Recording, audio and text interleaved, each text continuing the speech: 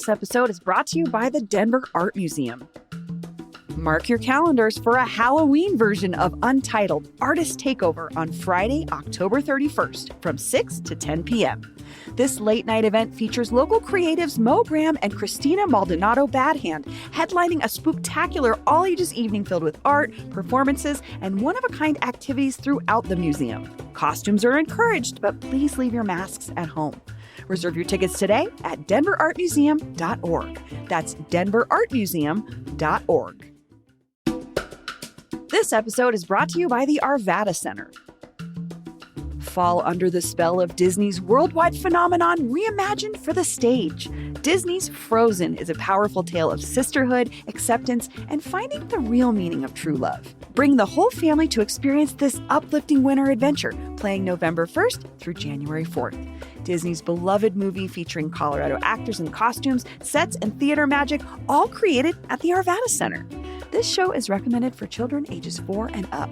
Get your tickets now at arvadacenter.org. Today on CityCast Denver, thousands of people were in downtown Denver for the biggest anti-Trump demonstration since the last No Kings protest in June. So producer Paul Caroli and I are talking about what we saw and heard, including some New York Giants fans who had the worst weekend ever. Plus, behind the scenes of our spot on Denver's biggest talk radio show, and some fantastic listener comments and questions. Today is Tuesday, October 21st. I'm Bree Davies, and here's what Denver's talking about.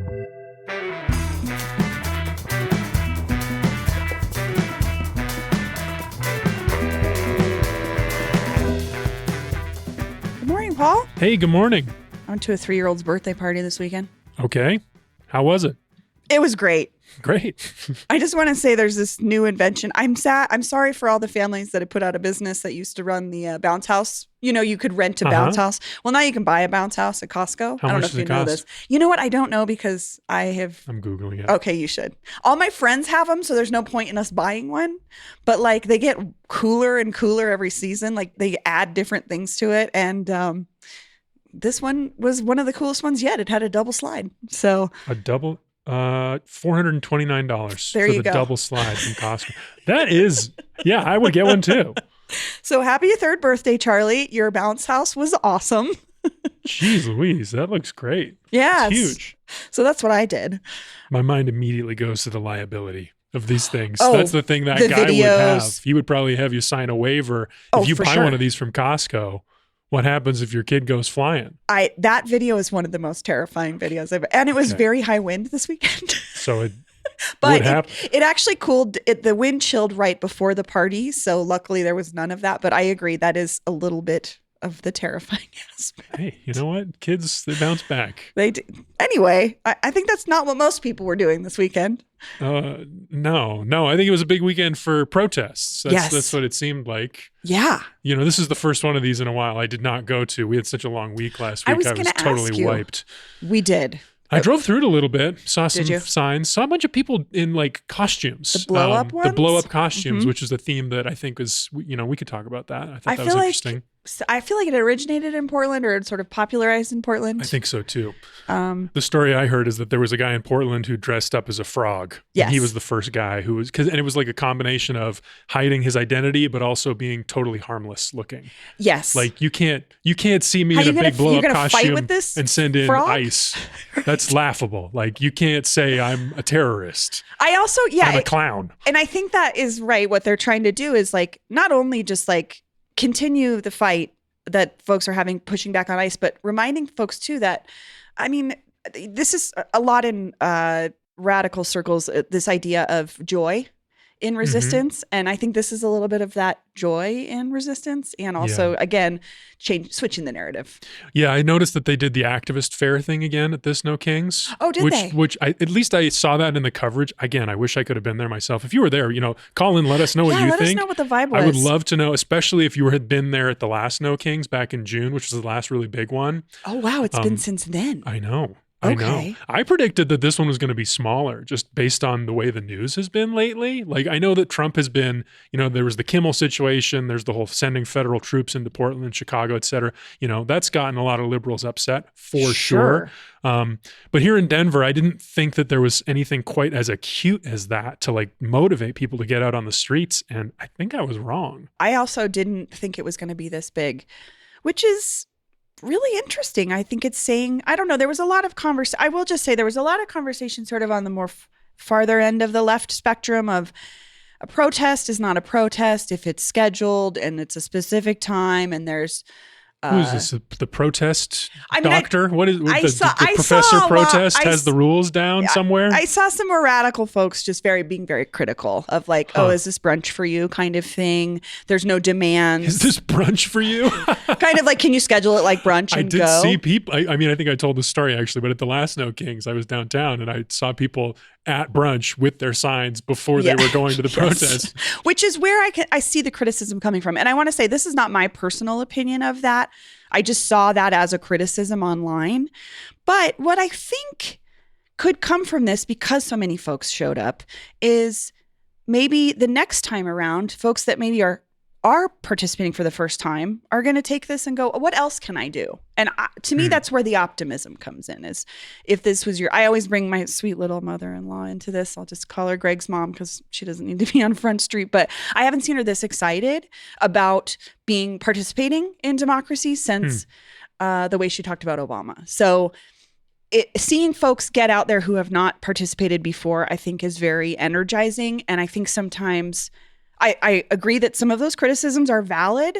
I also think that everybody is some folks are just learning how to fight at the same time. So, well, the No Kings people, the organizers have made a really specific point, the way they're putting the call out, the way they're messaging around this to try to make it as accessible as possible. Yes. They want big crowds and they want no violence. That's the whole point. Yes. And they have this like very patriotic idea of what this protest against Trump can be. And I do think that resonates with people because like framing him as a threat to democracy, the whole, No Kings in America thing, that unites people like more than immigration does, more than any of these hot button social issues. Well, and quote, patriotism has sort of been hijacked a little bit for a while, at least I think visually, maybe by folks more on the right end of the spectrum. And I don't know if folks on the left felt they could claim patriotism. And I think that's a really good point, Paul, that maybe No Kings is bringing it back to that.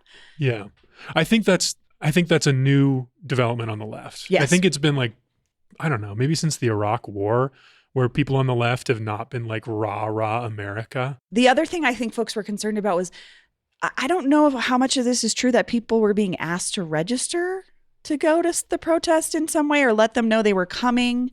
And there was a little bit of concern about where's this information going. But overall, it doesn't seem like that ended up being a major concern. And if anything, I think it just showed that a lot of folks are more engaged now than maybe they were in June. There was one scene from the protest that I would really like to talk about, because as soon as I saw this, I saw it first on the Denver protest subreddit, and then I saw it everywhere. Yeah. Like, I don't know, thousands and thousands of people were sharing this thing. It's like a 2-minute video downtown near Union Station. It's a 2-minute video. It opens with these older white gentlemen, and they're all wearing New York Giants gear. Oh, I didn't make that connection. You know me. I'm a Giants football fan. It's what I'm all about now. But they're in town because there was a game on Sunday, Giants Broncos. Epic, classic game for the ages. Very exciting. Broncos comeback. Same time. Which is even more satisfying, I think, for some people when they hear the story. But these Giants fans, they're in town, and it opens, it's right near Union Station. It's on, I think, 17th. So they're walking past that coffee shop, that hotel.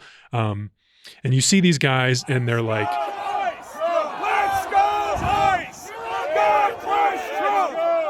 and they're antagonizing people, and it's right in the middle of this No Kings protest. So you see a bunch of young people around them, and then you see this one guy really stand out. He's like clearly the ringleader of this group, and you hear him yell a slur. The F slur, yes. A not cool slur at someone who's riding their bike. He's like, keep riding your bike, you effing hard F there. F, not great. Yeah. So then a young kid with a skateboard comes running by and he swipes this guy's sunglasses and then he scampers off.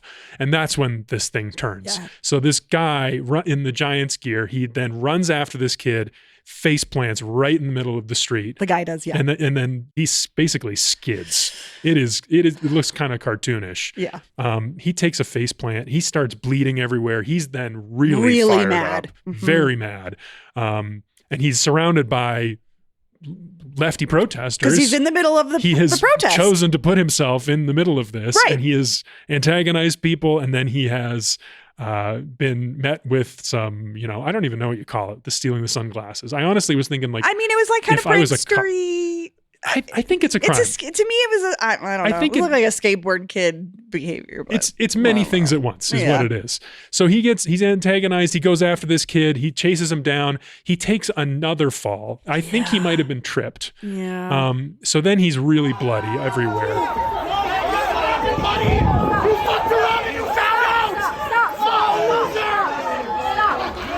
And he's going after this kid. He's going. And then he basically just he runs out of steam. The kid's faster than him. Well, and there's a couple folks trying to de-escalate him. And exactly, which is another interesting part of this. There's a guy in a Bernie t-shirt who's just like, bro, we don't agree. You need to go to the hospital. Yeah. He's basically like, I don't want you to get hurt anymore. And I feel the energy. What I really appreciated was the de-escalation that was happening was from left protesters. And it was like a Bernie guy and a goth kid being like, hey man, let's bring it down. I want you to be safe, which I don't know. You just don't see that a lot. No. Pictured in the media really ever. But it speaks to the whole tone of the No Kings situation. I think most people who showed up wanted to avoid violence at all costs. Sure. And probably felt very uncomfortable when this happened. Sure. And I think these guys and Giants fans, it seemed to me like they were itching for a fight and they got one. Oh, for sure. Yeah. For sure. Now all that being said, there were arrests later in the day. Oh, really? I think there were either 12 or 13 arrests. There were different reports. So there was some tension, around some of these protesters. And I don't know if that was offshoots or who that was. It seems like that's part of it. I was going to say pretty inevitable. There's a lot of folks down there. But I especially for the folks who've seen this video, and we'll post a link to it. Maybe we'll put some clips in here. But I wanted to also just follow up the ending of this situation. I reached out to the guy who originally took the video. His name is Drew Kartos on Instagram. And he said that after the video ends, what happened was the police must have been waiting around the corner because they ended up jumping in to disperse the crowd with smoke as that caused some heightened emotions. Yeah. Not sure where the kid went or if the guy got his glasses back. The older guy was seen getting aid from the protest medics. Just saying, yep. Regardless of your affiliation, these folks are trying to take care of other people. Yeah. It's just interesting. It's super interesting how people show up to these things and very cognizant, you never know when the moment is going to go viral. You never know what individual choice is going to end up defining the entire story about an event like this. Yeah. For me, this video does. It does. For me, the thing that just stuck out was that the de-escalation by folks who do not agree clearly with this man. And again, you just don't see that a lot in the media portrayals of when something happens at a protest. Yeah. So, but if you were there, I'd love to know how other people felt, what the vibe, how it felt to be there, what do you feel like it was what you were hoping for? What are you taking away from it? Yeah. What's next for you?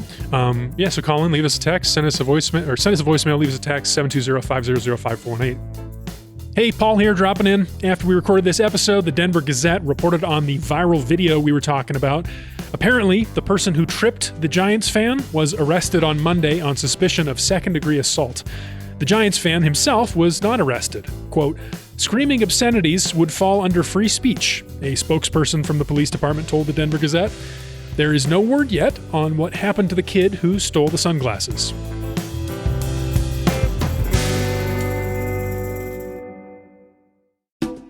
This episode is brought to you by Denver Health. Denver Health has a secret, and now you can get in on it too. Denver Health Lean Academy has been guiding our city's healthcare organization for more than 20 years. Lean helps Denver Health provide great care through great systems. Great systems come from listening to the people who do the work and empowering them to make small improvements every day. Lean can teach your teams how to be more efficient, solve problems, and create a culture of continuous improvement. It gives teams the tools and training they need to enjoy a better workday every day. So, whether you're in healthcare, government, business, or even a different industry, trust Lean to work with your teams to improve the way they work.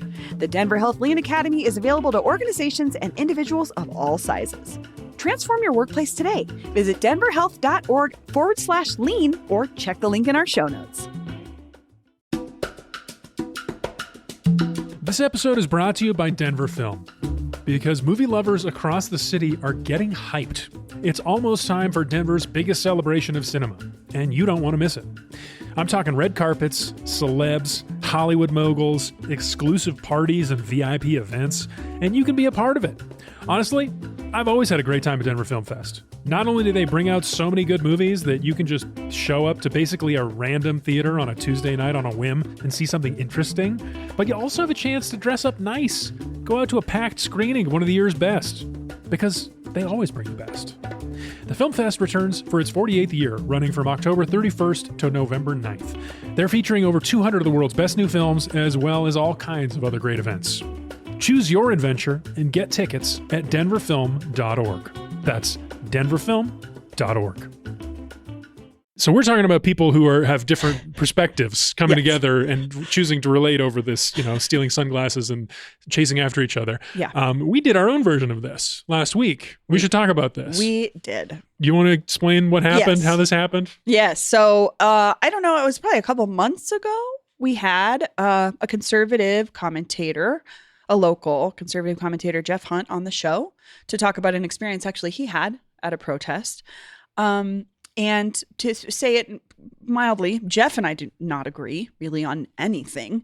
But Jeff reached out to both of us and said, hey, my co-host Bill is out of town for the week, and I'm doing like a progressives week, I guess, on the show. And we were the last, we were the Friday morning with him.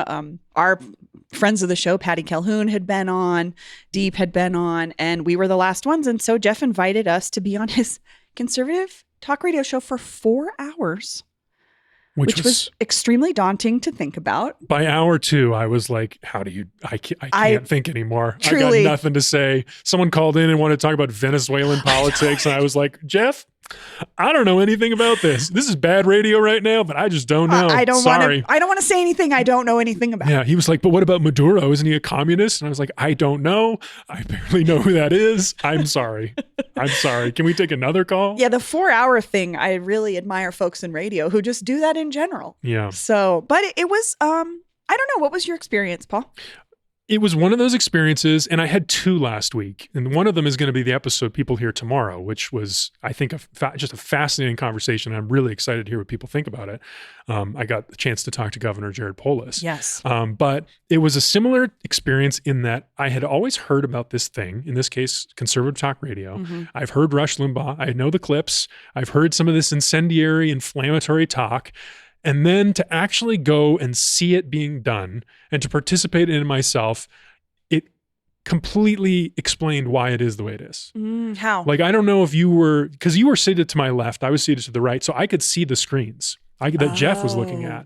I could see the calls coming in and flashing up, and I could see all the texts coming in. And Excuse me, very proud. Jeff said we got the phones ringing more than anybody else had that week. So yes. Shout out to all you all too. I guess that's good. I don't know. I think that's good because, well, that's kind of the point is like, right, to get people he's talking. looking for engagement. And when we're talking right now, we're not seeing that. Right. We know people are listening and they might tell us what they think, but we don't get the immediate.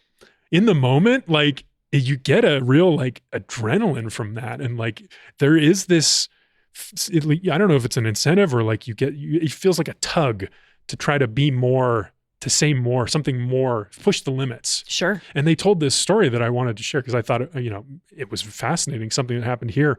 This is the radio station KNUS, but apparently they had a host that was taken off the air recently and hasn't been put back on. Do you remember this story? No. I'm sorry. I was half asleep for the first part because we did have to be there at 5:45 in the morning. Brutal. But apparently a host had to get pulled off the air because they said, they were like irritated that the government shutdown was in the news every day and they like didn't, I don't know. It's like, ugh. Tired of talking about it. And the quote was like, we could really use a school shooting right now. Oh, goodness. Do you remember this? No, I do not. And apparently the station manager came in like immediately and shut down the show. But like that's one of those inflammatory, incendiary things you sometimes hear people say on talk radio. But then after having done it, like I don't have any empathy for that sentiment. I don't agree with that at all. Yeah. But I do have empathy for the feeling of being in that situation and wanting to push the limit. Sure. Because you see the calls and the text coming in. You see you get that immediate gratification of someone know that it's working. Wanting to participate in your conversation. That's interesting. I mean, my takeaway was Jeff was much more pleasant to me in person than I find him to be online, which is what a lot of folks are. We sometimes, honestly, we present our worst selves online. As a person who formerly was addicted to Twitter, I can acknowledge this as a person that did that. And I just, I found it to be much, because, you know, you and I are prepping for this, and I'm like, Paul, I'm walking into the lion's den. Like, this is crazy. I'm this like leftist witch, you know, and Jeff is not that. Yeah. And Eastern Plains cowboy. We ended up talking about Mexican food and being parents. And I'm not saying like, oh, everything is so sweet, but like there was a little bit of relatability that I didn't expect. And I also just have to say Jeff was very respectful of us coming into his show, which he invited us to. But I felt like even when he was saying things that I really didn't agree with, and I could tell things you didn't agree with, because he kept saying like illegal aliens or something, and he would ask you a question about it, and you would reframe it how you would identify those folks. And it wasn't a fight. It was just, okay, I'm going to respond to you, but here's how I frame this situation. And he gave us space to do that. I thought it was cool. Yeah. I enjoyed it. I did too. I really enjoy, and I totally agree. I think Jeff is a really nice guy, and he's pretty easy to talk to. Yeah. And he's a really talented broadcaster. Yeah, he's really good at it. And he just made me actually want to read more, because I did want to, it was like when he was describing what makes America, America, and he said Judeo-Christian values, I was like, I need to read more, because I don't know how to respond to this, but I do not agree with you. I had the same feeling. I was thinking about that all weekend. Like, he asked me what I thought made America great, and I was like, I don't know, opportunity or something. And he was like, Judeo-Christian values and Greco-Roman tradition. I was like, oh my God, what are you talking about? I don't know. I don't know. Respond to that. That's just, and that's why it's great, because it is important to be able to talk about some of that stuff. And I want to know. Also, he didn't say it and make us feel stupid about it. No, he was just saying said, it because this is what I believe. And it wasn't like, oh, gotcha. There was no gotcha. That's what I want to say. There was no gotcha.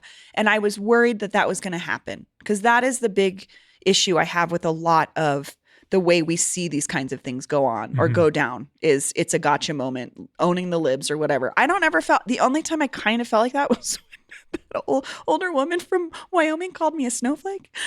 They called us snowflakes. There were some people in the text. It was probably better you didn't see this, but there was some mean stuff in the text. I'm sure there was, but and then also there was the guy the producer said was too racist to go on the air. Also, he's a regular. He's like, oh, you know, so-and-so. But I was like, you know what? It's too racist for today. And I appreciate that his producer was also being like, what's going to be a contribution to this conversation? And he really helped filter in things that made it continue. Yeah. So thanks, Jeff. I truly enjoyed being on your show much more than I anticipated. And I'd love for us to do it again. It would be fun to do it again. Absolutely. I got more we should talk about it more sometime. It was interesting. Watch the videos. They're on YouTube. We'll link to them. Check them out.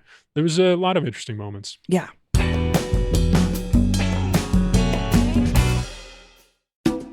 This episode is brought to you by Cozy Earth. It's cozy season, finally. Overcast days and crisp Colorado nights. And what a better way to stay warm than with Cozy Earth's Bubble Cuddle Blanket. This awesome blanket offers a combination of comfort and style with its distinctively textured bubble design, intricately woven from ultra-soft fibers.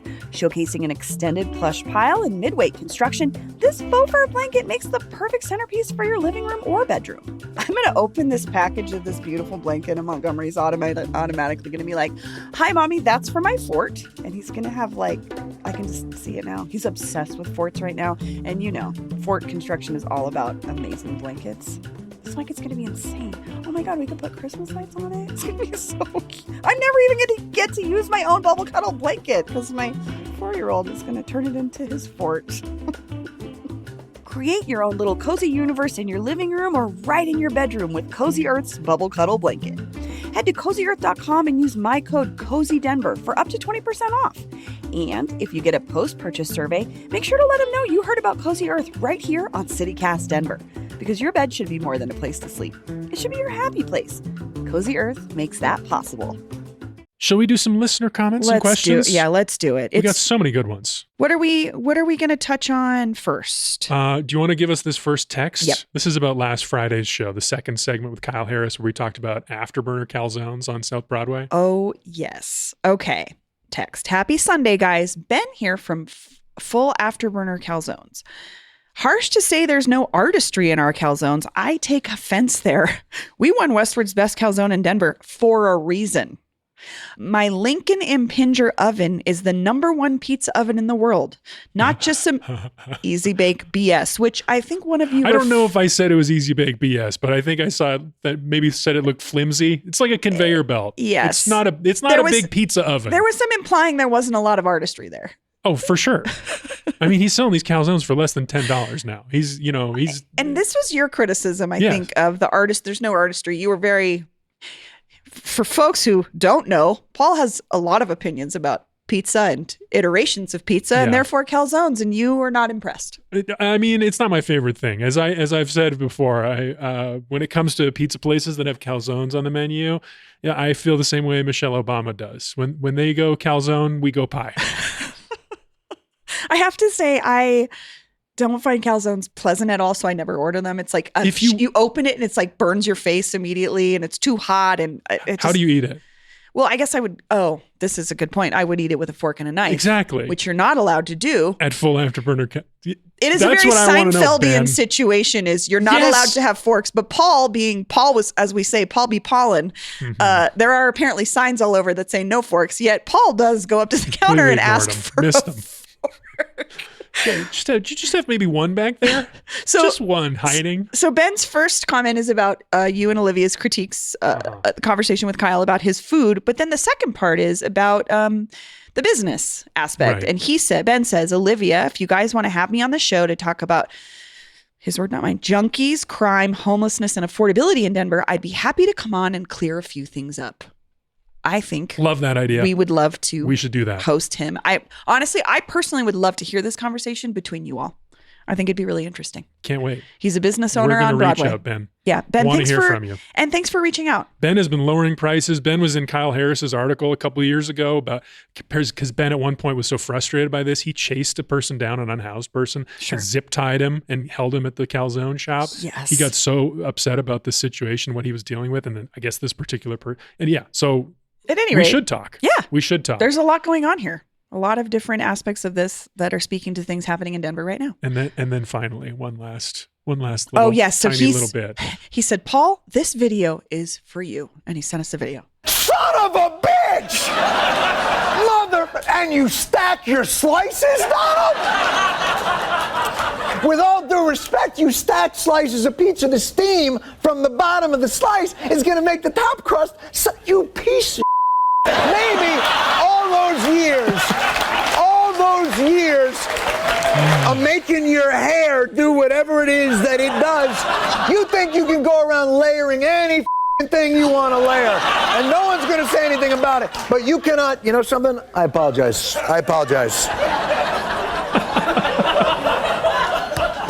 No disrespect. I apologize. I have to say, Ben has a sense of humor. Yeah, and I appreciate that for him being a subject of our show for half of it on Friday.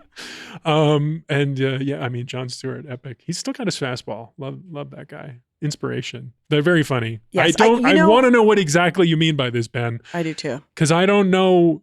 I mean, I've eaten a lot of pizza. I want to talk about your calzones. I feel like this is also maybe one of his favorite clips, because it's about his thing. Yeah, that's true. Okay, let's move on. Okay, we've got a voicemail.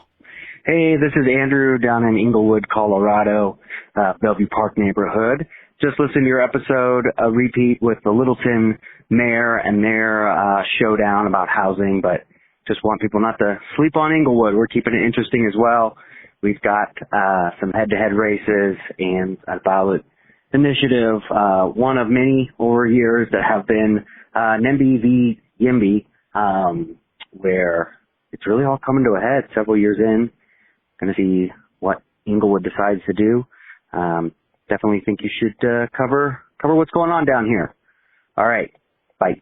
First of all, Andrew, thank you. I love when folks let us know that something that's happening in their community is, hey, check this out. Because we look at other races and such, but we really rely on you to be like, here's the meat that maybe you're missing. So there's a race in Englewood right now that's a mayor's race, but also what's this ballot issue about?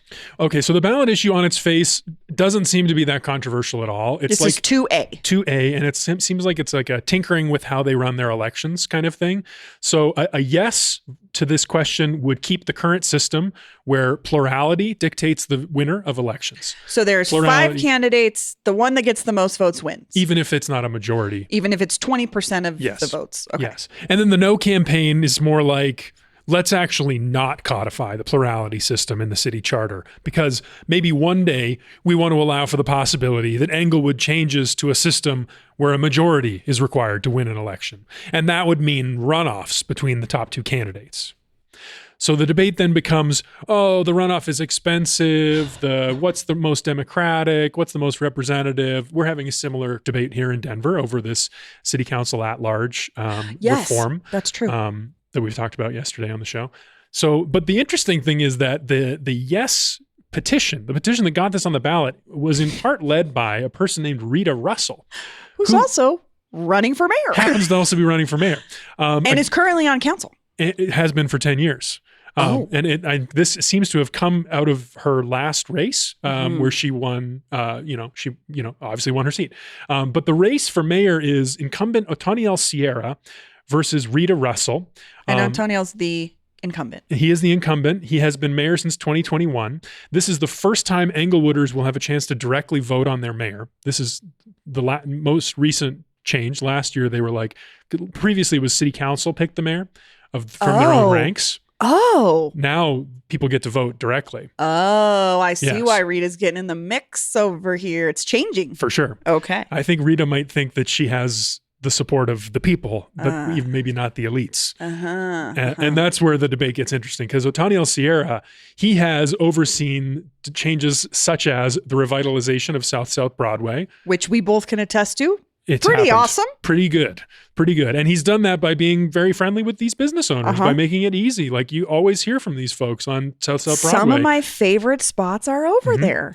Now, he has also overseen a tear of condo and apartment building density. We know how that advanced goes. ADUs, and then he faced a recall campaign over a gentle density proposal. So like allowing duplexes and fourplexes back in 2023. He faced a recall over that? He did.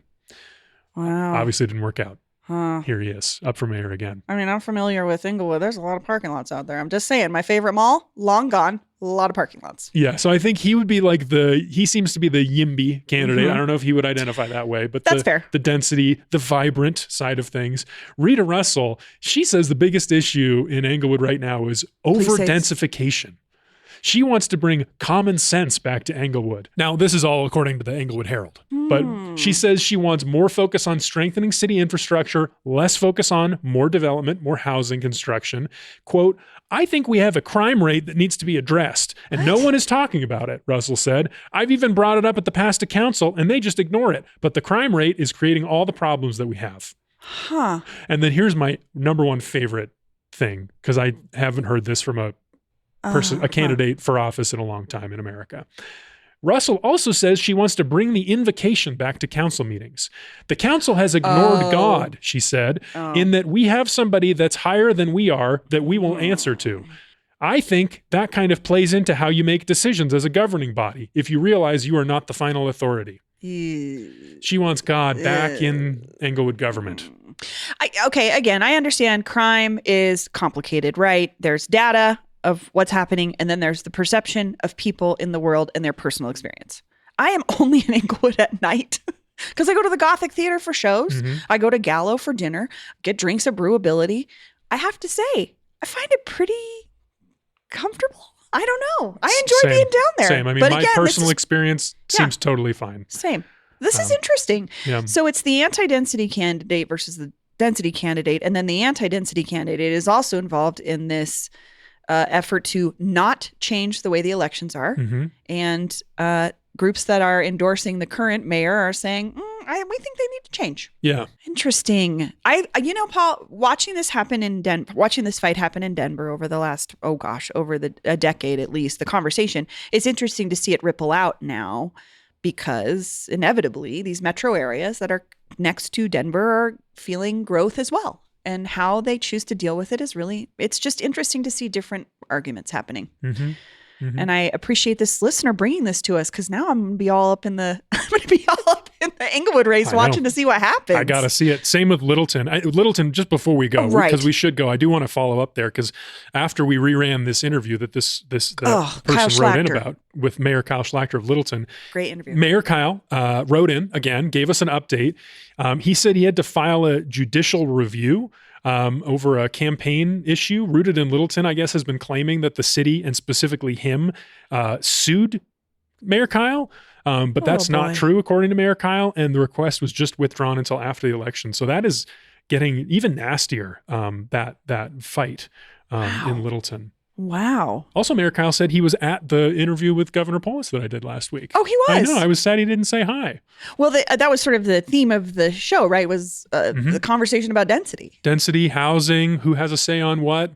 Very interesting conversation. I thought it went really well. I hope people like it. I will be interested to look back in 10 years and see how this shakes out and see how these players, where they end up. Yeah. Because there's a lot of interesting faces that we're watching fight for something. I don't know. It's a new era. Cool. Well, thanks for listening, everybody. We always want to hear from you. If you got thoughts about Littleton, Englewood, any suburbs, any talk about housing density. Also, any thoughts you have about Denver's election, because we did just talk about it. Please. We'll probably talk about it more. But if there's anything that maybe we missed or that you're seeing that we're not, the bond is a big, complicated, there's a lot of things under one umbrella, and I'd love to hear what people think. So 720-500-5418 is the number. Send us a text, leave us a voicemail. 720-500-5418. All right, Paul, see you next time. See ya.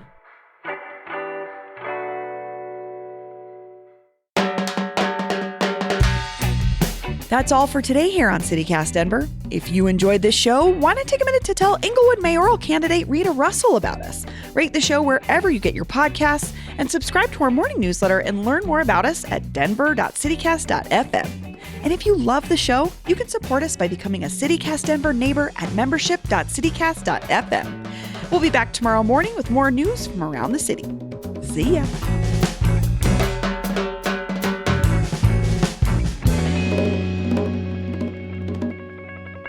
Everybody had a great, although Montgomery tried to take a bicycle into the bounce house, and I was like, oh my God. Bro, you can't do that. So, again, rules. Maybe we should There's no one to sue Montgomery. No, you can't we sue gotta pay for these medical these are bills. our friends' house.